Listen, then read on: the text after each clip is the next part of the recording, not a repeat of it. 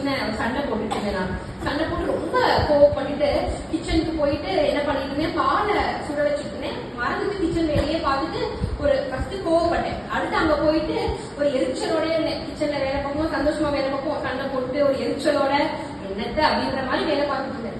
அப்போ பால் வச்சது நான் மறந்துட்டு பார்த்தா பால் பொங்கிடுச்சு. அப்போ திரும்ப ஆண்டவர்கிட்ட கடிந்து கொண்டேன்.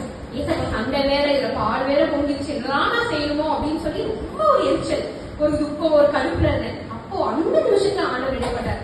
பாத்தீங்கன்னா நம்ம யோசிக்காத ஒரு நொடியில ஆண்டவர் நம்மளோட இடைப்படுற தேவனா இருக்காரு. ஒரு சாதாரண பால் போன நேரத்தை நான் கேட்கும் போது ஆண்டவர் சொன்னாரு, இந்த பாலை போல உனக்கு நான் நிறைய நோக்கம் வச்சிருக்கேன் உன் வாழ்க்கையில. அந்த நல்ல நோக்கத்துக்கு நல்ல உணர்ச்சியில நான் உனக்கு கொடுத்துருக்கேன். பால் எப்படின்னா நம்ம யூஸ் பண்ணுவோம், காஃபி போடுவோம், டீ போடுவோம், அது தயிராக்கி மோராக்கி பல காலையில பால்ல நிறைய தேவைகள் இருக்கு. ஆனா அதை நம்ம அதிகமா பொங்க விடும் போது, சூடு ஏற்றும் போது என்ன அது பொங்கி அது வேஸ்டா போயிடுது. அதே போலதான் நீ உன் கோபத்தை அடக்காம அதிகமா கோவப்படும் போது உன்னுடைய நோக்கமும் அங்க வேஸ்டா போகுதுன்னு சொல்லும் போது நான் ரொம்ப அன்னைக்கு போய் சாரி கேட்டேன்.